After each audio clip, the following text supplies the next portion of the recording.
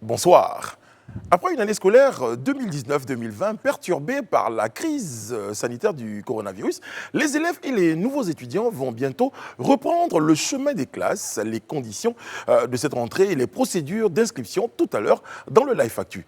Journée folle hier au siège de la commission électorale indépendante. L'institution a reçu un flot interminable de candidatures à la prochaine présidentielle. 45 dossiers au total ont été reçus par la CEI. Un record pour des élections en Côte d'Ivoire. On relève quelques surprises de dernière minute qu'on va décortiquer ensemble tout au long de cette émission. Et pour coller au sujet de cette période préélectorale, nous recevons aujourd'hui M. Serge Guibré, ingénieur, inventeur et entrepreneur. Il est également candidat aux futures élections présidentielles ivoiriennes. Avec lui, il sera naturellement question de son ambition pour la Côte d'Ivoire et de son projet de gouvernement. Débat, analyse, décryptage, l'information et l'actualité, comme vous l'avez toujours souhaité, c'est dans le Live Talk. Bienvenue.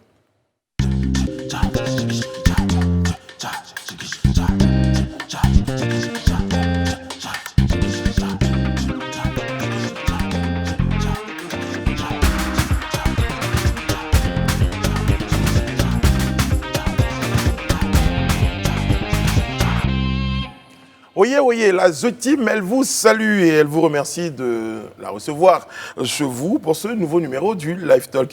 Elle est au complet en esprit, elle est en forme et prête à vous proposer un très beau moment de télévision. Serge Kouachi, bonsoir. Bonsoir Brice. Ah, on vous annonçait hier, on a dit il revient et tout ça. Donc, il y a rien à m'appeler Serge hier, donc du coup, ouais. ça va. Tu nous avais tellement manqué. Justifier, c'est tellement il nous manque. Lapsus. Merci d'être avec nous. D'accord. Rien à je suis content dire. d'être là aussi. Bonsoir. Bonsoir et bienvenue Serge. Merci. Est-ce que je peux c'est trahir gentil. un secret Après, concernant l'afro? Est-ce que je peux trahir un secret concernant Tu ne l'afro? peux pas. Je peux pas? Oh là, ça me... Je peux? Vas-y. D'accord. C'est ce qui s'appelle un afro retouché. On comprend. Edith Boubleu en rose, bonsoir. Bonsoir Brice. La vie en rose, vous connaissez la chanson? Oui, mais avec du J'adore. bleu sur En le plus, côté c'est quand Edith même. Piaf qui l'a Edith Piaf. chanté. Oui. La vie en rose avec la voix qui va avec. Ah oui, absolument. D'accord. C'était pas cette voix. C'était pas Non. cette voix. Non?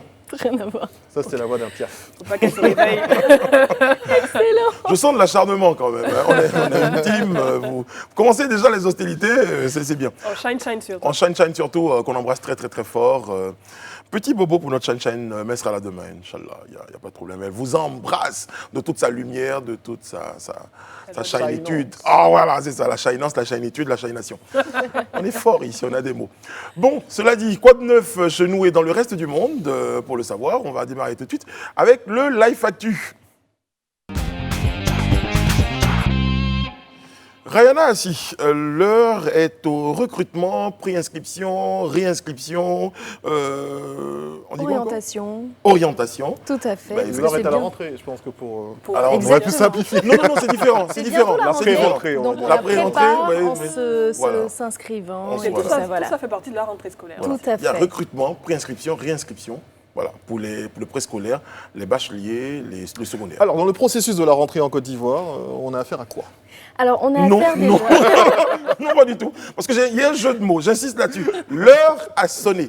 Ding, dang, dang, Ah dang. ouais. Voilà. Ah ouais. Ouais. C'est pas mal ça. Permettez-moi de... On Merci. vous permet. Alors, d'abord, on va parler du recrutement au préscolaire et au primaire. Donc, le préscolaire concerne les enfants âgés de 3 à 5 ans. Eh bien, les recrutements ont commencé depuis hier et vont se terminer le vendredi 11 septembre. Alors, ça se passe tous les jours, de 7h30 à 16h30, et c'est pour l'année 2020-2021, bien évidemment. Alors, en ce qui concerne le primaire, sont concernés les enfants âgés de 6 à 9 ans. Eh bien, il faut savoir que l'opération est gratuite pour les enfants qui s'inscrivent en classe de CP1. Et puis, le recrutement se fait avec ou sans extrait de date de naissance ou jugement supplétif. Eh bien, en ce qui concerne les inscriptions au secondaire, l'inscription en ligne de l'enseignement général, de l'enseignement technique et de la formation professionnelle ont débuté le mercredi 15 juillet 2020 et sont censées prendre fin le 13 septembre 2020. Alors, la rentrée sur toute l'étendue du territoire national est prévue pour le 14 septembre 2020, donc la chère rentrée que tu attendais. Et puis, selon le directeur des stratégies et statistiques, Mamadou Fofana, en 2019-2020, c'est un total de 2,8 millions d'élèves qui se sont inscrits, donc pour le secondaire. Alors, en ce qui concerne l'orientation des bacheliers, c'est assez différent. L'orientation se fait donc sur Internet à travers la plateforme www.orientationsub.net. Et ça, c'est du 1er septembre, donc aujourd'hui, au 30 septembre, délai de rigueur, donc tout un mois pour pouvoir s'inscrire. Et puis, ça s'adresse aux bacheliers, donc 40%, on le rappelle, étaient admis donc, au baccalauréat, donc c'est eux qui sont concernés. Je pense que les parents seront soulagés après plusieurs mois aussi avec les enfants à la maison. C'est la reprise, c'est la rentrée. Pourquoi vous dites qu'ils seront soulagés? Bon, en général, en tout cas pour nous les parents, c'est toujours un moment intéressant de pouvoir ramener les enfants à l'école, parce que mine de rien, les vacances aussi, c'est beaucoup de dépenses. C'est épuisant. Oui, et surtout cette fois-ci, ça avait duré plus longtemps que prévu. Bien sûr, les avec vacances la n'étaient crise. plus de 2 ou 3 mois, c'était plutôt près de 5 mois quand Oui. même qu'on Depuis gardait mars, les enfants à la avril, maison. oui. Et donc les enfants sont eux-mêmes un peu fatigués d'être à la maison et ont envie de retrouver les copains et surtout l'éducation qu'on leur donne. Alors c'est une rentrée qui laisse les parents un peu sceptiques. On se demande si les mesures seront respectées. Alors on attend de voir ce que l'éducation nationale a prévu à cet effet. Bah déjà, première étape, c'est cette fameuse étape des préinscriptions, des recrutements dont vous parliez à l'instant. Tout à fait. Merci beaucoup. Le nombre du jour, parce qu'on va évoluer comme ça, hein, tu vois, il y aura des petites modifs comme ça au cours de l'émission. Le nombre du jour, c'est J'ai raté beaucoup de choses, on dirait. 45, ouais, en une seule soirée. Ah, mais ça m'interpelle, là. 45, c'est le nombre du jour. À quoi ça vous fait penser? 45, ça me fait penser à 45, peut-être dépôt de candidature. Bah oui. Bravo. Bravo. En plus, j'en parlais hier. Bon élève. Alors justement, on va peut-être pas rentrer dans le record Guinness, mais c'est quand même un record de candidature en ce qui concerne la Côte d'Ivoire pour les présidentielles en 2020. Record, vous en parliez, Brice, tout à l'heure en entame d'émission. Donc depuis les élections multipartites en Côte d'Ivoire, car c'est important de le préciser, ça date de 1990. 45 candidatures enregistrées par la CEI contre 33 en 2015, soit une progression de 36,36%. C'est Allez, énorme quand on va même. dire que c'est pas énorme, peut-être pas, mais c'est pas mal. Quoique, histoire de se replonger un peu dans le contexte politique de ces élections présidentielles, j'ai juste envie de vous ramener en 1990 pour vous retracer un peu l'historique pour que vous puissiez comprendre. Alors en 1990, naturellement, il y avait deux candidats, c'était la naissance du multiparti, des élections multipartites en Côte d'Ivoire. En face de Félix Houphouët-Boigny, il y avait un certain Laurent Gbagbo. À cette époque-là, c'était le ministère de l'Intérieur qui organisait les élections. Donc voilà, on se retrouve avec deux candidats. En 1995, le FPI de M. Laurent Gbagbo participe donc au boycott actif, ce qui fait qu'on retrouve en face de M. Henri Konan Bédier, l'actuel président du PDCI, le professeur Francis Vaugnin. Il y avait donc Vaudier. pardon, Vaudier, excusez-moi autant pour moi. Il y avait donc deux Supporter candidats glacé, quoi. en 1995. J'ai lu une de ces Il a déclarations dit tout à l'heure encore avant de venir sur le plateau, c'est pour ça.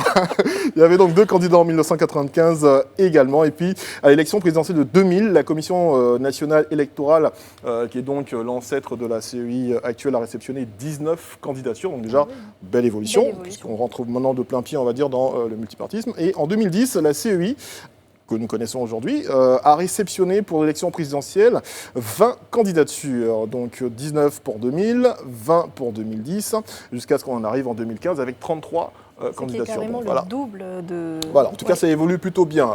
Par contre, ce qu'on observe en ce qui concerne ces candidatures, et ce pourquoi d'ailleurs on peut se permettre de dire, comme le courrier des États-Unis nous l'annonçait, ces élections seront historiques pour la Côte d'Ivoire, parce qu'on enregistre déjà des records. On peut déjà enregistrer qu'au nombre des partis politiques, on va dire des grands partis, il y a seulement que 22, dans les 45 candidatures qui ont été déposées, 22 sont portées par des indépendants, donc soit 48,89%. Et combien par les femmes?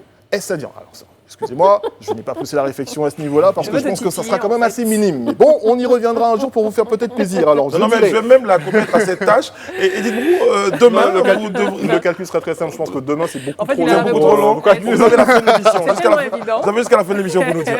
Alors, est-ce à dire que les partis politiques, en tout cas les grands partis politiques, ne sont plus si sexy que ça? En tout cas, ne font plus Ne envie, séduisent plus. ne séduisent plus. Vous Je n'arrivez pense qu'il plus y a- à il y a- contenir, je pense qu'il y a un à renouveau, contenir il y a un les. gros Exactement. souffle. On a l'impression que chaque 10 ans, parce que tu as parlé de 1990, donc on a eu l'ouverture au multipartisme.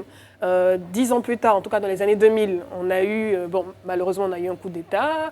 On a eu également, après l'élection... Je me suis attardé que sur les élections. Voilà, du président Voilà. Laurent Gbagbo. 10 ans plus tard, On a eu 2010, donc avec l'élection du président Alassane Ouattara. Je pense que chaque 10 ans, il y a un nouveau cycle, un renouveau, un changement, avec combien un de femmes? mouvement. Voilà. On en reparlera Voilà. plus tard, s'il te plaît. Alors donc, après la réception des 45 Rancunier, le dossiers...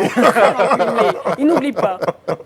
Après la réception donc, des 45 dossiers, la CEI dispose de 3 jours, ça ne faut pas l'oublier d'ailleurs, pour transmettre les différents dossiers du Conseil au Conseil constitutionnel, qui va délibérer sur la validité des candidatures et arrêter la liste définitive des candidats pour la présidentielle du 31 octobre 2020. Parce qu'il faut savoir qu'aujourd'hui, la CEI ne fait qu'enregistrer, donc elle réceptionne toutes les candidatures, et c'est au Conseil constitutionnel de valider ou pas les candidatures. Des chiffres aussi importants, je pense, pour terminer, c'est le pourcentage de candidatures validées et rejetées, parce qu'il ne faut pas s'arrêter seulement que sur ces chiffres qu'on a donnés tout à l'heure pour que vous croyiez qu'il y a une belle évolution en ce qui concerne les candidats, puisqu'à la fin, il y a entre soit 30% qui sont retenus et 73% qui sont éjectés, je vous le dis tout de suite justement. Donc depuis 2000, le taux de rejet de candidature par le Conseil constitutionnel oscille entre 30% et 73%, à savoir 73,68% en 2000, 14 candidatures rejetées sur 19, 30% en 2010, 6 candidatures rejetées sur 20, et 69,70%, soit 23 candidatures rejetées sur 33 en 2015. Combien est-ce qu'il y en aura qui vont rester pour les 45 ? On attend de voir. Sur les candidatures, il y a votre amie Marie-Karine Blady. Oui, personnel. la candidate divine. Ce qui est à saluer tout de même, c'est de voir l'engouement quand même des candidats indépendants, donc tu en Oui, parlais. bien sûr. C'est bien de voir que de nouveaux visages ont envie de rentrer dans cette arène-là justement, et on se courage parce qu'on parlait justement de ceux qui osaient franchir le pas, et on voit qu'ils sont réveillés. En tout cas, est-ce que la plupart, l'ensemble en tout cas des 45, ont effectivement déposé une caution de 50 millions ? Alors, en fait, pour l'instant, ça ce sera- que la CEI fait, c'est qu'elle ne fait qu'enregistrer et réceptionner les Exactement. candidatures. Donc je pense que ça peut même mettre des dossiers avec des signatures juste pour dire « Monsieur, excusez-moi, je suis un tel et je me présente à la candidature à la présidentielle de mon pays parce que je pense en avoir le droit ». C'est un dossier, on réceptionne. Il y a même Et c'est des au Conseil candidatures qui ont été constitutionnel de déposées trancher. par d'autres personnes. Malgré certaines voilà. personnes, On ne sait pas, on ne sait pas. Selon ce Donc qui là, se dit. je pense que je me suis renseigné ce matin en venant à la télé en disant j'espère que mes amis n'ont pas déposé une candidature à mon place. nom. Mais pourquoi pas? Mais pourquoi pourquoi il ferait ça? Mais ce serait bien d'avoir Brissano, pourquoi pas, candidat pour ces élections. Nouvelle D'accord. C'est génération. c'est un droit dont tout le monde peut user. Oui, mais bon. Les Ivoiriens, en tout cas. Merci beaucoup. Non, pas d'ambition politique pour la suite. Dans la sous-région, c'est plutôt Alpha Condé, là nous sommes en Guinée équatoriale, qui décide de briguer un nouveau mandat, un troisième. Un troisième, on va mettre en Guémé. Ouais. Il a 82 ans, en tout cas. Alpha Condé, 82 Excusez-moi, mais ans. la photo Oui, d'illustration, je pense qu'on aurait pu en trouver une meilleure. oui, il transpire beaucoup. Alpha Condé, 82 ans. Je crois que ça traduisait quelque chose. Il y a de Beaucoup de l'expression. fatigue. Je vais pouvoir avancer. Je vous en prie, madame. Je vous en prie, madame. Il y a de la tension sur ce plateau ce Non, c'est soir. vrai qu'on Bon, est, on ouais, est je motivé là. sens. Ouais, allez-y. Effectivement, Alpha Condé, 82 ans, a accepté la candidature, en tout cas que lui a proposé son parti, le RPG, le Rassemblement du Peuple de Guinée. Donc cela a été fait par une annonce, un communiqué qui a été lu ce lundi 31 août à la télévision nationale malienne, RTG. Et je vous donne en substance le contenu de ce communiqué. Nous avons l'immense privilège et le bonheur d'informer la population guinéenne que celui-ci a accédé à notre demande. Le président Alpha Condé sera bien notre candidat à l'élection présidentielle du 18 octobre. Cela n'a pas manqué d'éveiller tout de suite la colère et la tension au niveau de l'opposition, et en particulier du FNDC, c'est le Fonds national pour la défense de la Constitution, qui a été créé en octobre 2019 et qui est formé de partis d'opposition et d'organisations de la société civile, qui s'opposent depuis l'année passée à une troisième candidature d'Alpha Condé. Et le leader du FNDC a déclaré « Il est désormais évident pour les plus sceptiques que M. Alpha Condé, qui revendique des décennies de lutte pour la démocratie en Guinée, n'est autre que la plus grande désillusion de l'histoire politique de notre pays. » Il a ajouté « On doit se préparer à la reprise des manifestations à une date qui sera annoncée assez rapidement. » N'oublions pas que Alpha Condé, en tout cas, avait été élu démocratiquement en 2010 et réélu en 2015. Et il s'était ensuite appuyé sur la révision de la Constitution en mars 2020, qui avait été contestée et boycottée. Et en substance, cette nouvelle Constitution prévoyait la modification de la présidence à 2 mandats, donc limitait la présidence à 2 mandats. Ce à quoi les partis d'opposition et la société civile s'opposent depuis. Il y a eu des manifestations. Il y a eu une trentaine de morts suite à ces manifestations qui s'opposent à ce 3e mandat. Et pour rappeler la suite, effectivement, il a été bien mentionné qu'au niveau des partisans du président Condé, ceux-ci affirment que la réforme constitutionnelle remet à zéro le nombre de mandats effectués par Alpha Condé. Donc on a une véritable tension qui se prépare au niveau, en tout cas qui va certainement continuer au niveau de la Guinée. Et on a l'impression que toute la sous-région commence à s'animer à l'approche de l'élection présidentielle, qui, je rappelle, au niveau de la Guinée, est prévue pour le 18 octobre. Et les candidats, en tout cas ceux qui sont intéressés à se présenter, ont jusqu'au 8 septembre pour se manifester. D'accord. Je vous ai dit tout à l'heure Guinée équatoriale, Guinée-Conakry. Oui, Guinée-Conakry. Cette histoire me donne une grosse sensation de déjà-vu. Les faits relayés de telle façon me donnaient le sentiment d'avoir déjà entendu ces faits, mais pour un autre pays, donc on connaît tous. Et je pense que c'est le même déroulement quand on voit les appels à manifestation qui seront peut-être prévus. On a un peu peur. Réprimé plus violemment au niveau, en tout cas en Guinée. Vu le nombre de morts. Oui, et c'est parti un peu de la même façon. Donc on espère tout simplement que tout se passera bien et que les tensions ne vont pas monter plus que ça. Et que, voilà. En tout cas, les partis d'opposition et la société civile sont déjà en ordre de bataille pour s'opposer à ce 3e mandat. Sur ces belles paroles... Les mêmes causes produisent les mêmes effets. Les mêmes effets. En effet. Nous retournons ensemble cette page d'actualité pour suivre avec la vidéo choc du jour dans le lu, vu et entendu. La grande surprise de la journée d'hier nous est venue de Vincent Toby Hirier, un dépôt de candidature pour le moins inattendu, dépôt de candidature entre griffes. Selon l'ex-préfet d'Abidjan, l'initiative n'est pas de son ressort. On l'écoute ensemble et on revient après pour les commentaires. Le lundi, j'ai encore reçu un autre groupe, un coup de fil de jeunes qui dit bon, ils vont poser un acte symbolique pour montrer qu'ils ont besoin de gens nouveaux dans l'arène politique. Je ne m'attendais pas à voir ce que j'ai vu hier sur les réseaux, les photos. Il y a peut-être un désir de renouvellement de la classe politique. Je suis dans certaines réserves administratives de par ma fonction. Il y a des choses auxquelles je n'ai pas droit, donc de par la loi. Je vais rencontrer les jeunes, je vais analyser leur acte, et puis voilà. Mais pour l'instant, moi je me repose ici au village, et je suis content d'être là. C'est un extrait d'une vidéo qui met en scène, et c'est le cas de le dire, l'ex-préfet d'Abidjan, Vincent Toby, comme acteur principal de ce film. Parce que c'est un film, en tout cas, il a su maintenir l'attention depuis hier, en tout cas depuis l'annonce, en tout cas la présence de certains partisans au niveau de la CEI pour le dépôt depuis bien avant, bien avant. Bien avant, totalement. Mais là, je pense qu'on a atteint un pic hier parce qu'on s'attendait à ce qu'il puisse réagir, puisqu'il n'avait pas été informé, en tout cas, on n'avait pas été informé de ce dépôt de candidature qui est venu juste avant même le plateau d'hier.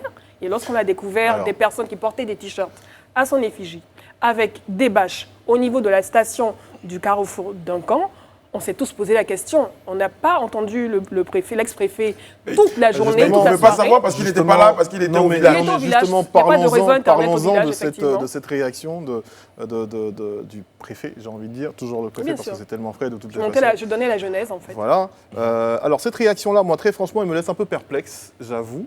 J'avoue qu'elle me laisse perplexe parce que, pour baigner dans la communication depuis un bon bout de temps, je trouve que c'est quand même beaucoup trop bien habillé pour que ce soit spontané, pour que les choses qui ne sont pas si spontanées sont généralement trop travaillées, donc pas très sincères. Ça, c'est vraiment mon avis, ça n'engage que moi. Avait-il l'intention, Serge Kouachi, de dire... Non, avait-il l'intention que ce soit spontané? Je ne lui prête aucune attention, c'est juste que là, mon regard Vous dites que c'était très spontané, dans la communication. C'est pas très spontané. C'était pas très spontané parce que c'est un film monté avec un vrai PAD, avec une musique de soutien. Est-ce que j'avais envie que ce soit spontané? Alors moi, si on me demande mon avis en tant qu'homme de communication, moi j'aurais peut-être fait, si j'étais dans sa cellule de communication, j'aurais peut-être enlevé la musique de soute.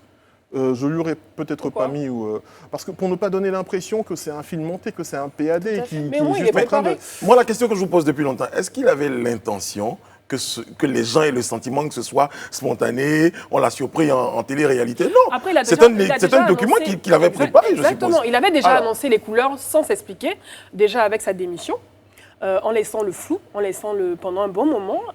Ensuite, il s'est prononcé sur ses réseaux sociaux avec une photo dans laquelle il n'était pas en uniforme, mais dans une tenue civile, avec un texte assez poétique, mais un peu compréhensible pour les néophytes. Et au final, il disait tout sans ne rien dire au final. Et c'est effectivement ce qu'on a ressenti aussi dans la vidéo. Lorsqu'il dit « je n'ai pas compris tout ce remue-ménage Je reviens à Serge parce qu'il n'avait pas terminé, Edith. Tout à fait, merci, c'est gentil. Moi, je comprends, en fait, déjà pour analyser cette vidéo-là, pour ceux qui l'ont regardée, on nous présente dans cette vidéo la famille. Bon, et la famille, c'est normal, on est assis aux côtés de la famille, il nous dit qu'il revient 2-3 fois au village. Je m'attarde sur le village parce qu'il s'est attardé dessus. Il nous a vraiment présenté la maison où il a grandi, il nous a présenté sa famille, il nous a présenté son meilleur ami de l'époque. Mais le meilleur ami, déjà, à la base, que je trouve pas très amical sur la vidéo. Hein. Moi, j'ai des relations avec mon meilleur ami à moi, en tout cas quand on se voit, et si jamais je lui dis écoute, j'envoie une caméra pour te filmer, je crois qu'il va quand même jouer le fait qu'on soit vraiment des potes. Alors, il n'est pas forcément un bon acteur, en tout cas, ça, c'est le petit bémol de la vidéo pour moi. Il est peut-être timide devant les caméras. Peut-être timide devant les caméras, oui. peut-être timide devant les caméras, on va dire. Mais en tout cas, la volonté de cette vidéo, en tout cas ce qui ressort de mon analyse, c'est de dire, bon bah écoutez, je ne suis peut-être pas présidentiable cette année parce que je suis encore sous le coup d'une démission, en tout cas légalement, qui m'empêche aujourd'hui de prétendre à cela, mais il n'est pas contre. Je pense, il n'est pas contre, puisqu'il nous dit que ces jeunes-là voulaient poser un acte symbolique et fort en son nom. Je pense que ce acte-là, il a forcément pris connaissance de ce acte-là, et il ne leur a pas dit non, je pense. Et ils l'ont fait, ce acte-là.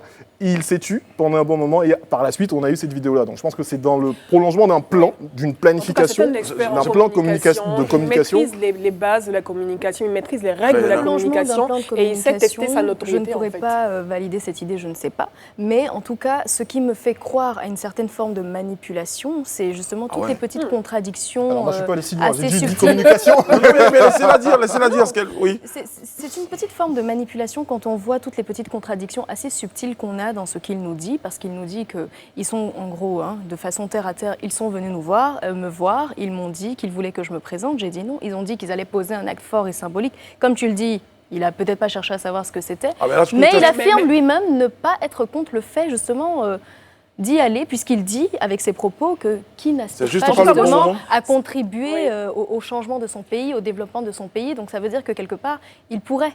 Moi, je pense que ce qu'il faut retenir, c'est qu'on a un nouvel acteur sur la scène politique ivoirienne. Ça, c'est un des mots-clés. Ça, c'est un des mots-clés de cette vidéo-là, quand il dit qu'il comprend bien le fait que ces jeunes-là veuillent du changement au niveau de la classe politique. Ça veut dire qu'il comprend. Alors qu'à la base, il nous disait que ces jeunes-là voulaient poser un acte symbolique et il n'était pas censé savoir ce que c'était. Mais en tout cas, il comprend qu'il faut qu'il y ait un changement de classe politique, ce qui veut dire qu'il peut-être qu'il s'engage. Certains observateurs, à la vue de cette vidéo-là, font un petit recoupement avec tout ce qu'on a su, tout ce qu'on a vu, tout ce qu'on a lu du préfet d'Abidjan depuis ces vidéos avec des artistes. Les vidéos de Allo Abidjan, mais sur ce plateau même, je lui ai même dit, si vous vous en souvenez, est-ce que vous êtes conscient du fait que vous êtes le people des fonctionnaires en Côte d'Ivoire? Et c'était pas quelque chose qui était qui n'était pas pour lui plaire, j'ai envie de dire. En tout cas, qui ne dit mot consent, et ce que j'ai beaucoup apprécié dans la vidéo, c'est qu'il était à l'aise. Il avait ce petit sourire qu'on lui connaît. Il avait ce petit sourire qu'on lui connaît. Elle n'est pas très à l'aise pour moi de ce que j'ai vu en tout cas, parce que même quand il veut s'asseoir devant la maison, je pense qu'il a perdu encore les réflexes parce que c'est plus la maison. C'est très bien, hein, je pense que je demande un truc extraordinaire certainement. Très bien, peut-être qu'on ait une petite image, voir s'il était à l'aise ou pas dans son regard. Edith trouve qu'il était à l'aise. Non, je pense que non. Et la vidéo était toute en fluidité. Justement, moi, j'ai pas trouvé qu'elle était fluide. J'ai trouvé qu'elle était trop téléphonique. Elle était beaucoup trop préparée. Ouais, beaucoup trop préparé. Mais c'est ça. En fait, moi, ce qui m'a fait sourire, c'est qu'à un moment donné, il vient saluer, je pense, son meilleur ami ou quelqu'un, son frère, qui veut lui tendre la main. Il lui dit non. Et sauf qu'après, il s'asseye pour dire non, geste barrière, attention. Mais après, ils sont tous. Si vous voulez un exemple de scénario, moi, peut-être que j'aurais conseillé, si on me l'avait demandé. Moi, je serais venu le trouver au village, déjà. soit peut-être en train de partager un repas avec sa famille, soit peut-être en train de jouer un match de foot, ou bien d'être allé au champ. Parce que quand il nous dit dans la vidéo justement qu'il attend, qu'il attend le retour de sa tante parce qu'il l'a pas encore vu, ça veut dire qu'il vient à peine d'arriver. La tante est partie au champ depuis 6 h du matin. Ça veut dire qu'il est venu expressément pour faire cette vidéo-là, peut-être en tout cas. Peut-être pas vu de la journée, il nous aurait dit qu'il l'a vu hier, mais il nous dit qu'il attend le retour de sa tante. Enfin bref, je veux dire, il y a quelques incohérences qui me prouvent que, en tout cas de mon analyse, que c'était beaucoup trop bien monté. Si on soulève toutes ces réflexions, c'est bien parce qu'il y a quand même des questionnements que les autres se posent et que justement ça a suscité une forte curiosité. Il a pu tester sa notoriété en tout cas parce que 29 minutes après qu'il ait publié, déjà il avait 4000 commentaires et près de 4000 réactions et près de 1000 commentaires. Pour le renouvellement de la classe politique en Côte d'Ivoire, moi je suis complètement d'accord. Si dans 5 ans on peut retrouver ce genre de candidat-là, je serai. D'ailleurs, pour poursuivre, le jeune qui a déposé cette candidature, parce que c'était le jeune qui était venu lui. Donc le jeune qui a déposé sa candidature a dit qu'il le soutenait, il l'avait fait de façon libre et donc il le soutiendrait. Voilà. Ben voilà. Je pense qu'on vient d'assister à l'entrée en tout cas, d'un nouveau visage dans la arène politique. Bon, puis c'est peut-être... Belle entrée en tout cas, très belle entrée. Très belle entrée. Franchement, pour un modèle de communication... Comment on dit, c'est un cas d'école à retenir. Exactement, parce que c'est du jamais vu. Vous avez fini par une belle note. C'est gentil tout ça. Après le vu et entendu, on va sortir le studio avec votre permission. On va faire un petit tour dans les rues d'Abidjan. C'est l'heure du micro-trottoir. Bientôt, vous le savez, c'est la présidentielle en Côte d'Ivoire. Quel est selon vous le profil idéal du futur président ivoirien? Nokana Paleka et Henri Dianyamé ont recueilli vos avis dans ce micro-trottoir. On le regarde. Pour moi, le profil idéal du candidat aux futures élections présidentielles serait d'abord que ce candidat mette en avant les Ivoiriens eux-mêmes, qu'il essaie d'être un rassembleur et surtout qu'il règle la question sécuritaire, qu'il veille principalement même au respect des lois, parce que les lois sont bafouées, c'est ce que nous observons, et ne sont pas vraiment respectées et appliquées. Le profil idéal serait au fait quelqu'un qui est plus axé sur l'éducation. Voilà, l'éducation des jeunes filles et puis encore, on peut plus encore sur les voiries, parce que quand je remarque je vois qu'il n'y a pas de voie normalement pour les deux villes où il y a le port San Pedro, Abidjan. Voilà, vraiment, il soit vraiment axé vraiment sur le développement même rural. Pour ma part, le candidat idéal, c'est celui-là vraiment qui va mettre au devant les besoins de la population plutôt que ses intérêts personnels. C'est celui-là qui ne va pas vraiment œuvrer pour un parti politique, qui ne veut pas œuvrer pour une région bien précise, mais celui-là qui va œuvrer vraiment pour la Côte d'Ivoire. Parce que jusque-là, ceux qui sont venus, sans vraiment les juger, je pense que leur bilan est assez lamentable. Ils ont essayé vraiment de primer vraiment leurs besoins personnels et ceux de leurs entourages. Selon moi, il n'y a pas de candidat idéal. On veut juste un candidat qui va réconcilier la Côte d'Ivoire. On veut la Côte d'Ivoire d'Oufo-Boigny, où il n'y avait pas de tralala. On va emprisonner quelqu'un, si tu rentres, on t'attrape, on ne veut plus ça. On veut la Côte d'Ivoire du père Oufo-Boigny. Selon moi, le profil du candidat idéal, selon les élections présidentielles, j'aimerais qu'il s'occupe surtout des enfants. Parce que nous, les mères, nous nous soucions beaucoup pour l'avenir de nos enfants. J'ai vu que dans ce pays-là, la jeunesse n'est pas encore bien ancrée dans le travail, surtout les études. À l'université d'Abidjan, c'est la pagaille. Quand les enfants sortent de l'école, ils n'ont pas d'emploi. Ils sont sur le marché de l'emploi, mais il n'y a pas de travail. Pour moi, le profil du candidat idéal, c'est un candidat. Il doit essayer de toucher tous les secteurs d'activité. Et en l'occurrence aussi, nous les artistes, parce que c'est nous qui battons les campagnes, c'est nous qui faisons les spectacles, tout. Et après, lorsqu'ils sont élus, il arrive à des moments où ils nous oublient. Nous aussi, nous sommes les ambassadeurs de la culture ivoirienne, donc nous devons être pris en compte. Le candidat idéal, qu'il soit beau, qu'il soit grand, qu'il soit fort, qu'il incarne la sécurité, la beauté, qu'il pense aux enfants, aux artistes. Chacun prêche un peu pour sa chapelle quand même, un tout petit peu, dans les avis qu'on a entendus, mais surtout ce président-là, ce candidat à la présidentielle, ou ce président finalement, qui apporterait la paix, la stabilité, le développement. Je pense que... Moi, je retiens quelque chose, excusez-moi de vous couper, je retiens quelque chose, c'est que dans cet élément micro-trottoir, alors que nous avons aujourd'hui des candidats enregistrés Pour la présidentielle, aucun de ces Ivoiriens interrogés ne fait cas d'un candidat actuel. Ce qui veut peut-être dire que dans l'imaginaire de tous, le candidat actuel ne fait pas partie de cette classe politique en ce moment qui est présente. Donc, peut-être des aspirations. Une autre analyse. Hein, ouais, une autre analyse. C'est personnel. Donc peut-être qu'ils l'ont décrit en pensant à quelqu'un. Voilà. Serge Guibré nous a rejoint sur le plateau. Il est ingénieur, inventeur, entrepreneur, candidat déclaré à la prochaine présidentielle. Bonsoir, monsieur Guibré. Bonsoir à vous. Merci d'être avec nous sur le plateau du Live Talk. Alors hier, vous avez déposé votre candidature, comme d'autres, à la CEI, et vous vous définissez comme un citoyen engagé. D'accord, le candidat citoyen engagé. Qu'est-ce que ça renferme, citoyen engagé? Merci déjà. Ce que ça renferme, je crois que c'est les citoyens, vous, les dames qui sont avec nous. Engagé, c'est le citoyen qui s'intéresse à la vie de la société, qui s'intéresse à son environnement, qui ne fait pas focus sur sa personne, qui a ce souci de l'intérêt général. Donc le citoyen engagé, c'est bien celui qui porte un regard et après qui franchit le pas pour être dans l'action. Puisque vous le précisez, vous vous définissez comme, on peut dire que vous sortez un peu d'un ensemble. Vous avez l'impression d'être un peu particulier par rapport à ce vocable?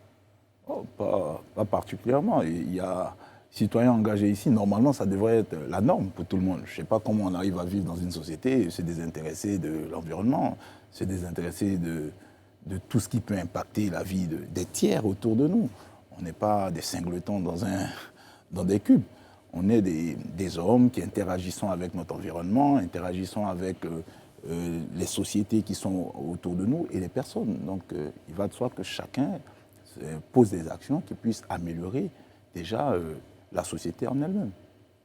Alors, vous prônez justement une alternative qui gravite autour justement du renouvellement des hommes et des pratiques. Comment est-ce que vous comptez y arriver? Vous avez oublié un élément du renouvellement, c'est surtout les idées. Les idées parce que ce pays a beaucoup axé tout son développement ou sinon toutes ses expériences sur les hommes. Je ne sais pas que valent les hommes sans les idées. Et Anno l'a dit tout à l'heure, je suis moi un promoteur d'idées. En tant qu'inventeur, en tant qu'ingénieur, pour moi c'est les idées qui font le monde. Donc nous prenons un renouvellement des idées. Nous sommes dans un pays qui semble être en panne d'idées neuves. Donc pour nous, s'il y a des gens qui arrivent à libérer leur énergie, le pays repartira. Donc renouveau des idées, renouveau des hommes, des visages et renouveau des pratiques. Il va dans le soir, ce serait une conséquence. Comment de façon concrète? Alors, comment déjà, au 31 octobre, permettez-nous d'y arriver, on aura déjà fait 60%. Rien qu'en mettant des hommes neufs, vous aurez déjà accès la nouvelle orientation du changement des pratiques. Parce que si, aujourd'hui, nous sommes dans un pays qui, sommairement, semble buter sur des fanatismes. Des fanatismes, des clivages. Et pour sortir de ces clivages-là, il faut au moins des zones tampons, pour ne pas parler d'hommes tampons. Donc, ce renouvellement, il apporterait déjà une zone de pacification dans les tensions politiques que nous connaissons depuis ces 30 dernières années. Vous estimez qu'on rencontre certaines difficultés en Côte d'Ivoire. Pourquoi? Est-ce que c'est parce que les gens manquent d'idées, ou c'est parce qu'on n'a pas les hommes qui ont les idées, ou on a peut-être des hommes qui n'arrivent pas à mettre en pratique leurs idées? C'est quoi selon vous le schéma? Les Ivoiriens ne manquent pas d'idées. Les Ivoiriens manquent peut-être de confiance en eux. Il y a une certaine léthargie, il y a un certain doute. Il y a comme une partie des Ivoiriens qui semblent s'être convaincus qu'il y en a qui sont désignés pour être des éternels élus, et puis eux, ils sont des éternels votants. Donc, à partir de cet instant, vous vous mettez en veilleuse, vous mettez toute votre énergie en veilleuse, et le pays en pâtit. Pourquoi avoir attendu quelques jours avant la fin de l'échéance du dépôt des candidatures pour déclarer vos intentions présidentielles à toute l'opinion nationale et internationale? Quelques jours, je ne sais pas. Pourquoi quelques jours? Non, il y a eu l'investiture, oui. Mais votre déclaration, en tout cas, la déclaration d'intention, s'est faite quelques jours, en tout cas, avant la fin, en tout cas, du dépôt des candidatures. Oh, mais l'intention pour la dynamique que nous portons, qui est la dynamique des 1000 volontaires, est claire et connue quand même depuis bientôt 3 mois. Donc, mais les 1000 volontaires n'étant pas ni une association, encore moins un parti politique, Nous sommes un groupement de citoyens qui avons décidé de passer de la critique à l'action. Et vous portez la voix de ce parti et Voilà, de cette ce organisation, mouvement, de ce mouvement. Tout à fait. Ma voisine, excusez-moi de le dire, mais elle me pose tout le temps la question. Hier, elle s'est posé la question, pourquoi avoir attendu le dernier jour pour déposer les candidatures? Ça, c'est la question qu'elle s'est posée. Alors, pour respecter le parallélisme des formes, tout simplement, nous sommes on va dire, une dynamique qui avons essayé dans le principe d'asseoir déjà, rassembler tous ceux qui étaient un peu fatigués de l'offre politique actuelle, tous ceux qui ne se reconnaissent plus dans l'offre politique actuelle, tous ceux qui crient au renouveau, chacun dans son ménage. Et dès l'instant où nous nous sommes rassemblés, il fallait désigner quelqu'un parmi nous pour porter les couleurs de la dynamique. Bon, ce processus s'est fait le samedi, évidemment, dès que le processus est enclenché. Est-ce que 3 mois, selon vous, c'est suffisant pour pouvoir mobiliser suffisamment de voix à l'élection présidentielle au premier tour? Alors, il ne s'agit pas de mobiliser. Nous nous retrouvons dans une situation, je vais vous donner un exemple. Nous nous trouvons un peu dans le contexte de 1946. Nous sommes travail forcé. Quand le président Houphouët se lève pour essayer de dénoncer le travail forcé, a-t-il besoin de mobiliser? L'environnement est connu, tout le monde veut s'en sortir.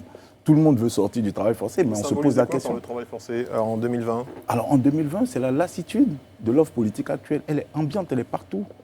Tout le monde est un peu fatigué de ce tableau, fatigué de cette tension politique. Et donc, on n'a pas besoin de mobiliser. Tout le monde le pense et il y a une question qui tourne dans toute la Côte d'Ivoire, c'est qui va venir, qui le fera. Mais il n'y aura pas de messie. Est-ce que le volet de la mobilisation dont on parle depuis n'est pas celui qui déterminera l'orientation vers votre personne? Vous n'en avez peut-être pas besoin de mobiliser, mais pourquoi se tourner vers vous? Qu'est-ce qui fait de vous le candidat idéal? Alors non, la question n'est pas juste. Qu'est-ce qui fait des citoyens le candidat idéal? Parce qu'il ne s'agit pas d'un homme. Il faut sortir de la vision de l'homme providentiel. Nous avons essayé les méthodes des guides éclairés, mais nous stagnons.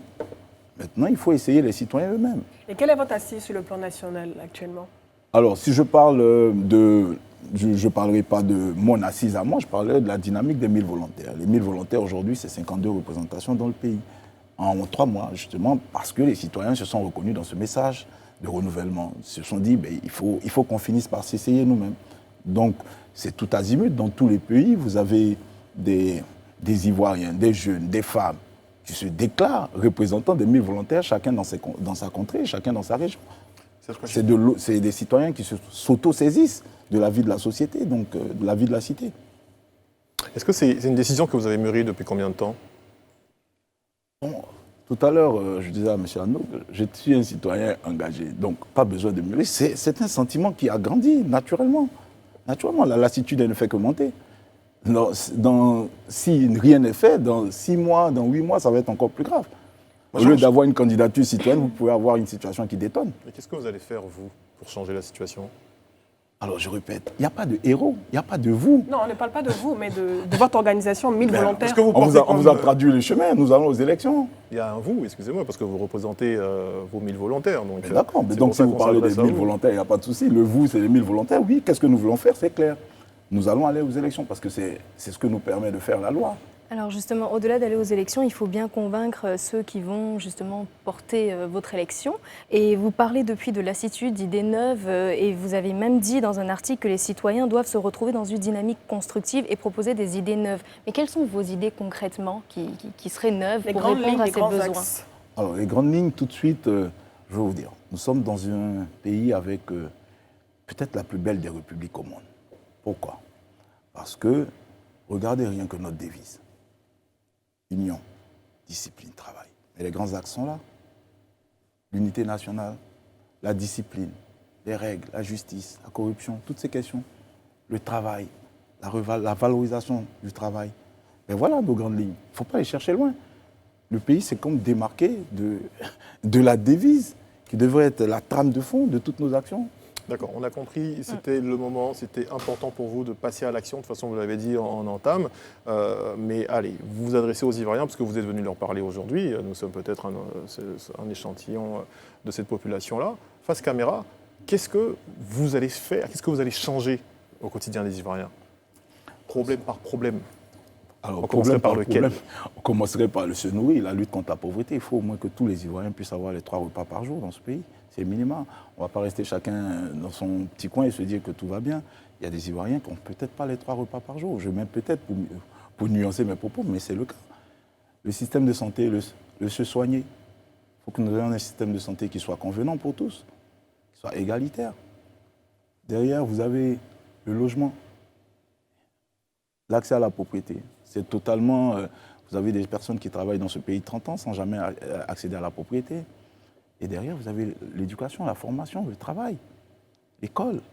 Donc voilà les 4 grands axes sur lesquels nous allons travailler. Donc une vie, il faut avoir une qualité de vie avec un système éducatif qui correspond aux standards internationaux. Et derrière, vous avez un système de santé de classe mondiale. Mais tout ce que vous énumérez, c'est bien sûr tout ce à quoi tout le monde aspire et ce que généralement on nous présente dans les différents programmes qu'on a à voir. Mais vous parlez d'idées neuves, mais vous appuyez sur une devise qui existe déjà. Qu'est-ce qu'il y a de nouveau? Prenez le système de santé par exemple. Qu'est-ce que vous allez faire de façon concrète en ce moment pour le différencier avec celui qui existe aujourd'hui? Alors je vais plutôt prendre le système de la lutte contre la pauvreté, puisque c'est celui qui me tient le plus à cœur tout de suite. Mais c'est pas la santé. Il faut déjà pouvoir se nourrir avant de pouvoir aller à l'hôpital. Il faut être en bonne santé, déjà pour en bonne santé, si vous ne vous nourrissez pas, je ne sais pas comment vous êtes en bonne santé. Parce que déjà, le premier des soins, c'est déjà l'alimentation. Donc si vous ne pouvez pas vous alimenter, je ne sais pas, on ne parle pas de santé pour vous. Donc, je prendrai tout de suite la lutte contre la pauvreté pour que tous puissions avoir au moins les 3 repas. On part sur la valorisation du travail. Il faut que dans ce pays, tous les Ivoiriens qui travaillent et qui acceptent de faire des petits boulots soient accompagnés par la mère patrie, par la République. Donc nous allons accorder des primes à tous ces Ivoiriens qui travaillent, qui acceptent de faire des petits boulots, et le chèque employeur doit suivre. Tous ceux qui créent ces emplois, ils doivent avoir la République à leur côté. Donc si je vous fais un petit schéma, à la limite, si vous voulez qu'on parle exactement du projet de société dans les détails, il faudra nous accorder plus de temps. Mais je vous fais juste ce petit schéma. La qualité du travail aujourd'hui, les gens restent chez eux, on vous dit qu'il n'y a pas de travail, mais ceux qui acceptent les petits boulots, on sait à combien ils sont payés, peuvent-ils vivre avec ces moyens? Non. Donc nous allons dégager une enveloppe pour accompagner ces petits boulots-là, pour les revaloriser. Et les employeurs, moi j'ai un restaurant, j'ai créé des emplois, mais ils ne sont pas reconnus puisqu'on est dans l'informel et tout. Il faut qu'on m'accompagne puisque c'est des emplois. Donc on accompagne les créateurs d'emplois, on accompagne ceux qui acceptent les petits boulots, ça fera 2 classes d'Ivoiriens. Les actifs, donc ceux qui acceptent de travailler, la République sera à leur côté. Et ceux qui acceptent pas les petits boulots parce qu'on attend les grands, mais ils se mettront de côté. Il faut que tout le monde accepte de travailler. Quel que soit le boulot, il faut que tout le monde se mette au travail. Et la République sera à côté. Après, comment on finance cela? C'est le principe de solidarité. Donc, à l'image d'une famille, c'est les plus riches qui tiennent les plus pauvres. Vous êtes socialiste? Est-ce que vous parlez du système de revenu universel? Non. Déjà la question de Serge Coichet, est-ce que vous êtes socialiste? Pour nous, les clichés politiques n'existent pas. Il n'existe que l'envie de pouvoir voir les conditions de vie s'améliorer. Vous trouverez des idées de gauche, vous trouverez des idées de droite, vous trouverez tout ce qui permet aux conditions de vie du citoyen de s'améliorer. Vous les trouverez dans notre projet de société. Oui, je voudrais revenir rapidement sur la déclaration de candidature du président Alassane Ouattara. Donc, lors de son discours du 6 août, il a affirmé se présenter à un nouveau mandat. Comment vous avez appris la nouvelle, sachant que quelques mois plus tôt, il avait présenté un candidat qui malheureusement est décédé? D'accord. Je l'ai appris comme tous les Ivoiriens. Comment vous avez apprécié? Comment vous avez apprécié les tensions? Okay. Alors, je ne vais plutôt pas qualifier les actes des personnalités politiques qui sont sur la place, en tout cas depuis un certain nombre d'années. Il faut respecter les gens qui sont dans l'action. Mais par contre, vous trouverez tous les techniciens de droit, certains pour défendre, pour justifier le 3e mandat. Vous trouverez d'autres techniciens qui vous diront, voilà, on a des arguments pour dire que ce n'est pas justifié. Et nous allons nous positionner d'un point de vue citoyen. Un citoyen lambda, là, qui n'y comprend rien au droit, qui ne comprend pas grand-chose à la Constitution. Pour la jeune démocratie que nous sommes, devrait s'interroger. Est-ce que c'est bien? Est-ce que la dimension pédagogique, quelle est l'exemplarité qui en ressort? Après, c'est la liberté. S'il estime que c'est bon, il le fait. Vous, personnellement, est-ce que ça vous dérange? Est-ce que cette candidature vous dérange personnellement? La question, ce n'est pas la candidature qui me dérange. Je me demande simplement, pour la jeune démocratie que nous sommes, est-ce que faire 3 mandats, c'est bon? Voilà la question qui me taraude l'esprit, donc je continue de m'interroger. Donc pour vous, c'est 3 mandats, et ce n'est pas le premier mandat de la 3e République. Mais que ce soit le premier ou le deuxième ou le premier ou dans quelle République, ça reste 3 mandats. Donc est-ce que 3 mandats, c'est bon? Après, les 3 mandats, après, on les justifie comme on veut, mais ça restera 3 mandats, quoi. Ça ne sera pas 5 ans de moins. Donc est-ce que 15 ans dans une République, pour un des nôtres, est-ce que c'est bien? La question reste posée. Après, tout le monde tranche. Dans un article, vous avez déclaré « Nous ne sommes manipulés par personne ». Est-ce que vous avez été approché? Je vais garder la question. Personnellement, je la garde bien au chaud ici. Monsieur Guibré, on parle un tout petit peu de réconciliation. C'est un chantier important pour les Ivoiriens. Vous avez parlé tout à l'heure d'idées, vous avez parlé également de 3 repas. On va peut-être revenir là-dessus avant la fin de cette émission, ouais, je pense. Est-ce que vous y croyez? Et si oui, comment vous comptez mettre en place ce chantier de la réconciliation si cher aux Ivoiriens? Alors, le chantier de la réconciliation, je le disais à votre collègue tout à l'heure, à votre sœur, c'est plus un problème d'hommes qu'un problème de citoyens. Donc, les citoyens n'ont pas véritablement de problème entre eux. Nous avons des acteurs qui, peut-être à leur corps défendant, sont clivants. Donc, quoi que fasse le président en exercice, s'il sort du trio actuel des 3 grandes chapelles, quoi qu'il fasse, qui décore tous les Ivoiriens, il y en aurait qui vous diraient que ce n'est pas bon, parce que ce n'est pas l'homme qu'ils attendent. Donc, un tel pays ne peut pas avancer. Un tel pays ne peut pas avancer. Donc, il y a un besoin de dépassement. Dépassement des hommes politiques, ou bien un sursaut citoyen. Vous avez l'impression que le problème de la Côte d'Ivoire, c'est ce fameux trio-là dont vous parlez? Bon, c'est vous qui le dites, hein, mais le problème de la Côte d'Ivoire, chacun sait où il se trouve. Oui, se trouve. Mais comment amener ce sursaut citoyen, justement? Mais c'est celui que nous portons, ce sursaut citoyen. C'est celui que nous portons. S'affranchir des chapelles politiques. Nous avons tous peut-être un penchant pour tel ou tel leader, mais nous aimons plus notre pays, nous aimons plus nos enfants, nous aimons plus nos familles. Que ceux qui sont là en ce moment? Non. Nous sommes... En fait, le pays s'apparente à un autocar avec un seul volant. Nous y sommes avec nos enfants, nos mères, nos sœurs, et vous confiez le volant à un d'entre nous, vu qu'il y a un seul volant. On vous envoie dans le décor une fois. Alors vous criez au scandale, vous demandez à un deuxième de prendre le volant. Toujours dans le décor. Criez au scandale, un troisième, toujours dans le décor. Honnêtement, à un moment, vous ne pensez pas vous essayer vous-même? À moins que vous soyez taxés tous ces passagers que vous êtes dans le cas d'incapables. D'être des mauvais conducteurs. Non, vous vous taxez vous-même d'être des personnes incapables. Et c'est ça ce sursaut citoyen. On va peut-être parler du code de la route, puisqu'on parle de... J'ai gardé précieusement la question de Mme Edith Roubleu. Donc on reviendra au code de la route après. Au code de la route, exactement. Je suis d'accord. Effectivement, je disais que dans un article, vous avez déclaré « Nous ne sommes manipulés par personne ». Est-ce que vous avez été approché par des partis politiques ou des individus? Pourquoi avez-vous besoin de le signifier, cette déclaration? Oui, parce que la tendance... Est-ce que vous êtes... non, nous n'avons jamais été... suscité l'intérêt? Nous n'avons jamais été approchés, mais la tendance chez l'Ivoirien, c'est le doute. Donc, on se dit, vu que intuitif personnel, on se dit qu'on est capable de... On n'est pas capable de faire ci, dès que les autres le font, on se dit, oh, forcément, ils sont manipulés. Mais vous l'avez dit tout à l'heure, vous êtes déclaré à 3 mois de l'élection présidentielle. Des Ivoiriens, je pense. Une image assez... Un peu mais je suis un Ivoirien. Donc, je me décris moi-même. C'est très pessimiste. Non, je ne suis pas pessimiste. Je me décris moi-même, puisque je fais partie de la société. Je fais un constat et je me dis, écoute, je m'arrache à cela. La preuve. D'accord. Donc, pour revenir au code de la route, justement, parce qu'on parle de la route tout à l'heure, à ces élections, vous y allez. Est-ce que vous avez confiance, vous, en la CEI? Alors, la question est bien paradoxale. Pourquoi voulez-vous que ce soit moi ou nous qui devions établir la confiance dans une institution? Moi, je vous pose juste la question de savoir si vous avez un sentiment de confiance par rapport à la CEI qui doit trancher. Vous imaginez si l'institution doit gagner la confiance de tous les citoyens que nous sommes, honnêtement, nous ne serions pas à ce stade-ci. Mais ce qu'il faut... Vous n'avez pas confiance en la CEI? Non. Ce qu'il faut... Non. Non. Vous n'allez pas m'arracher les mots de la bouche. Ce qu'il nous faut... dit. Ah non, ce qu'il nous faut, par contre, c'est trouver des mécanismes qui nous permettent d'aller à des élections consensuelles. Les élections dans ce pays ont toujours un vocabulaire inédit. Moi, je suis un quarantenaire, j'ai vécu des élections depuis 80... J'ai jamais participé à ces élections, mais depuis 95, jeune que j'étais, qu'est-ce que j'entends? Boycott actif, calamiteux, crise post-électorale. Voilà le vocabulaire qui encadre nos élections. À un moment donné, il faut quand même faire preuve de souci de l'intérêt général pour remettre à plat toutes les questions qui font débat. Et je pense que si cette question fait débat, il faut la mettre il faut la discuter. Il faut quand même à un moment donné prêcher le consensus dans ce pays. Donc vous croyez en cette CEI? On fera avec. Au final.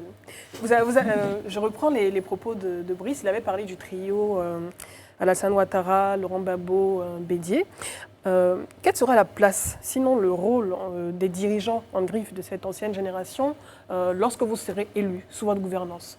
On a parlé de réconciliation. Mais bon, la loi a déjà tracé leur place, mais je souhaite qu'ils aient de bonne santé et qu'ils soient là. Mais honnêtement, pour moi... Ce serait une histoire à oublier si sous votre gouvernance?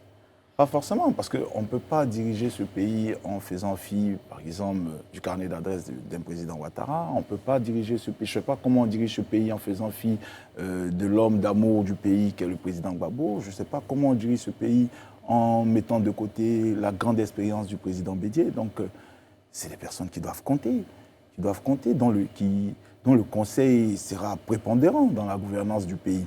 Mais il nous faut des nouveaux acteurs.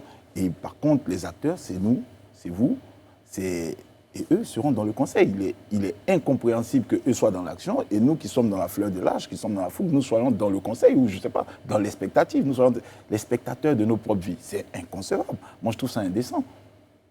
J'aime toujours poser cette question en général. Quelle est la place des femmes dans l'organisation, de votre organisation, de votre mouvement? Je vous inviterai déjà à nous rejoindre. Ça fera déjà plus de femmes. Alors j'invite. J'ai bien entendu. Il y en a donc pas assez. Oui, la parité n'est pas je les respectée, invite à l'engagement d'ailleurs. J'invite les femmes à l'engagement, en invitant d'ailleurs tous les Ivoiriens à l'engagement.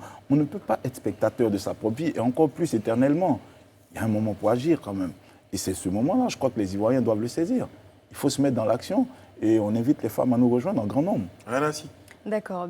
Une chose est de candidater, mais une autre chose est justement d'être retenu à cette candidature. Moi, j'aimerais savoir, qu'est-ce qui nous affirmerait ou nous confirmerait que vous ne serez pas parmi les dossiers rejetés de cette nouvelle session? C'est dommage que je ne vous ai pas envoyé la documentation. Je vais lancer comme ça un mot pour voir que les volontaires sont partout. Est-ce que quelqu'un peut publier dans le groupe Facebook notre récépissé de dépôt qui marque que toutes les cases ont été bien cochées? Même celle des parrainages? Plus encore, parce que nous sommes au-delà des parrainages. Et nous avons le PV des parrainages. Vous regarderez dans le groupe des 1000 volontaires sur les réseaux sociaux, je suis sûr qu'ils vont le diffuser à souhait dès l'instant où je l'aurai dit comme ça. Donc vous êtes sûr de figurer parmi les candidats retenus? Dans l'ordre normal des choses, oui. Ça répond à une autre question. Ça répond à une autre question. Gisèle Givry, merci d'avoir été avec nous sur ce plateau. Oui, c'est déjà fini. Une dernière, c'est rapide en plus. Allez, si vous engagez tous les deux à poser une question en 15 secondes, à répondre en 30 secondes, je prends sur moi de me faire tirer les oreilles. 15 secondes. D'accord, en 15 secondes, vous semblez faire de la pauvreté en Côte d'Ivoire votre cheval de bataille. Est-ce que vous serez à même, face caméra, de dire aux Ivoiriens combien d'entre eux vivent au-dessous de moins de 500 francs par jour? Alors, vous savez, les chiffres... Vous êtes engagé pour 30 secondes. Voilà. Moi, les chiffres, en fait, ils ne parlent pas de vie. Les chiffres ne parlent pas de vie. On a trop fait d'agrégats. Une vie ne se voit pas à travers des agrégats. Nous serons les présidents de l'écoute. Et l'écoute, les Ivoiriens vous parlent avec le cœur. Si vous avez le message qui vient du cœur des Ivoiriens, vous aurez plus que des chiffres. Vous aurez de la vérité, de la sincérité. 15 secondes, 30 secondes. Merci beaucoup à tous les deux. Merci Rayana Assi et Edith Boubleu, à toutes les équipes techniques et éditoriales qui ont préparé ce rendez-vous. Elles se joignent à moi pour vous souhaiter une très bonne fin de soirée. On donne rendez-vous demain sur ce même plateau, Inch'Allah. D'ici là, prenez soin de vous et des autres et que Dieu vous garde.